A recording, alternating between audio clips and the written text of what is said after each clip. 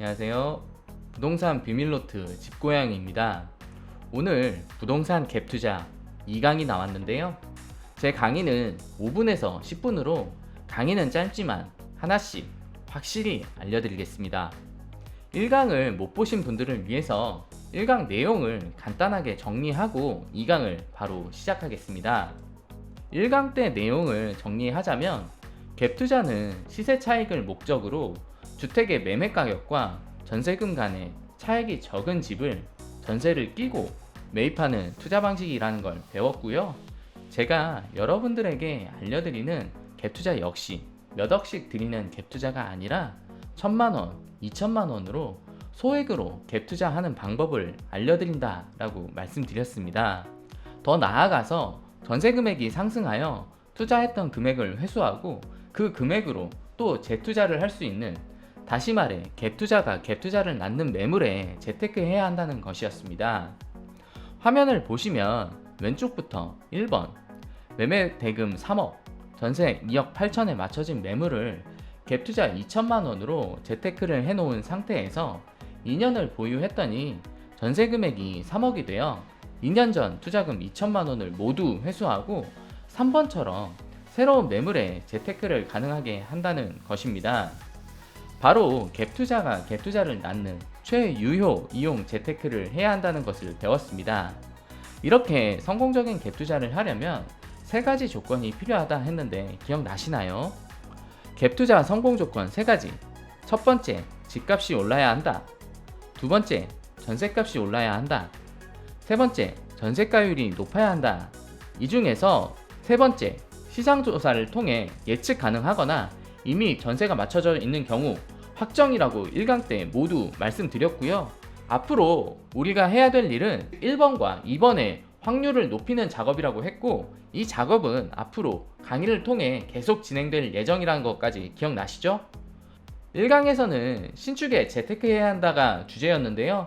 못 보신 분들은 이번 강의 다 들으시고 1강 강의도 찾아서 함께 들어보시면 이해가 바로 가실 겁니다. 오늘 2강에서도 갭투자 성공 확률을 올릴 또 하나의 팁을 말씀드리겠습니다. 어떻게 보면 1-2강이라고 할 수 있겠네요. 신축에 재테크해야 되는 이유 세 가지 기억하시나요? 신축이 오히려 갭투자 금액이 적다는 것과 전세가 상승력이 많이 남아있다는 것과 되팔 때 매수 대기자도 많다는 것이었는데요. 그럼 어떤 신축이 전세가가 오르는지 알려드리겠습니다. 갭투자 시 집값이 상승하는 것보다 더 중요한 게 바로 전세 만기 시에 전세 금액이 상승해야 된다는 것입니다. 그러기 위해서는 신축 투룸이 정석이라고 할 수가 있겠는데, 그 이유는 1인에서 3인 가구가 증가하고 있기 때문이죠. 다시 말해 4인 이상의 가구가 해체되고 있다는 말입니다. 4인 이상의 가구가 얼마나 빠르게 해체되고 있고 앞으로 전망이 어떤지 보자면, 화면에 파란색 원이 1인 가구, 아래 녹색이 4인 가구 통계인데요. 2000년 4인 가구가 31.1%, 1인 가구가 15.6%로 4인 가구가 1인 가구보다 약 2배가 많았습니다. 그러나 내년인 2020년에는 이 수치가 좁혀지는 게 아니라 오히려 1인 가구가 2배 가까이 많아지게 됩니다. 2045년에는 1인과 2인 가구가 전체 가구의 70%가 넘을 것으로 조사되었습니다. 그럼 우리가 알아야 될 것은 4인 가구가 해체될 때의 경우의 수를 알아야겠죠? 화면을 잘 보시면 4인 가구가 해체될 수 있는 경우의 수는 딱 4가지입니다. 1번 1인과 3인, 2번 2인과 2인, 3번 1인, 1인, 2인, 4번 1인, 1인, 1인, 1인이 되겠죠. 따라서 인구가 감소되어도 가구 수가 늘어나는 게 지금 현상이라는 것이죠. 그럼 1인 가구가 엄청나게 늘어나니까 부동산 갭 투자를 원룸에 해야겠네 라고 생각하시는 분들이 많을 텐데요. 절대 아닙니다. 부동산이 그렇게 호락호락한 게 아니죠. 늘어나는 1인에서부터 3인 세대까지 모두 소화할 수 있고, 특히 빠르게 늘어나고 있는 1인에서 2인 가구에 최적화된 투룸이 답이라는 것이죠. 왜 원룸보다 투룸이 답이냐를 정리를 해드리자면, 첫 번째, 1인이라고 원룸에만 살지는 않습니다. 투룸 거주율도 엄청 높고 심지어 3룸에 거주하는 1인 세대도 있습니다. 두 번째, 원룸은 갭 투자보다 수익형 부동산 성격이 강해서 시세 차익이 크지 않습니다. 세 번째, 전세 활용 갭 투자 시에 매매가는 투룸이 높겠지만 실투자 금액은 오히려 비슷하거나 더 적게 드는 매물도 많습니다.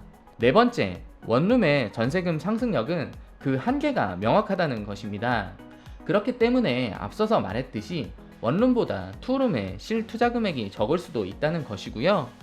다섯 번째, 투룸은 현재 늘어나고 있는 1인에서 3인 가구를 모두 소화할 수 있다는 점입니다.